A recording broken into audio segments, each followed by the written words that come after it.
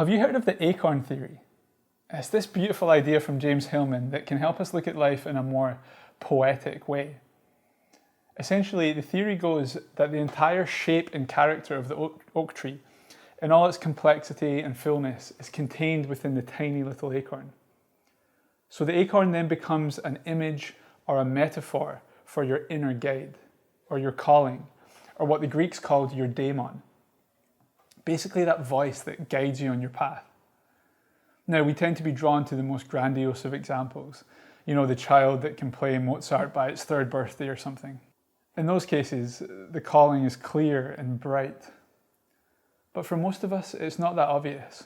We may have ignored our calling and need to find our way back to our path, and this can be difficult and confusing. And for others who feel called to start a family or learn a trade, compared to the glitz and glamour of our celebrity culture, their calling might seem very ordinary. But to me, the job of the poet or the mystic or the magician is to show how beautiful and magical the ordinary actually is. The other really cool thing about this theory is that it prompts you to look at life backwards, to read life backwards.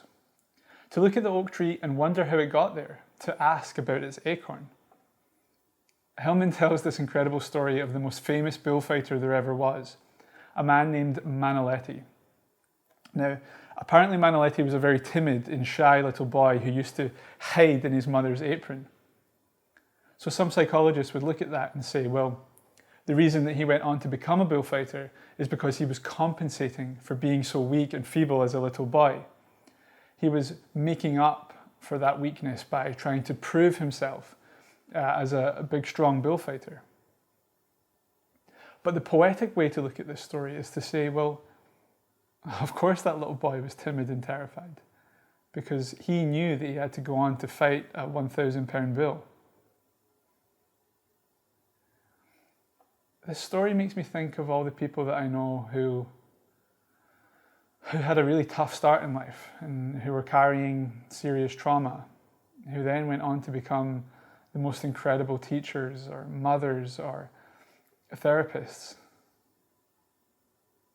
What's so beautiful about the Acorn Theory to me is that, like all great art and philosophy, it's not telling you what to think, but rather it's giving you a new perspective, a new way of looking at the world.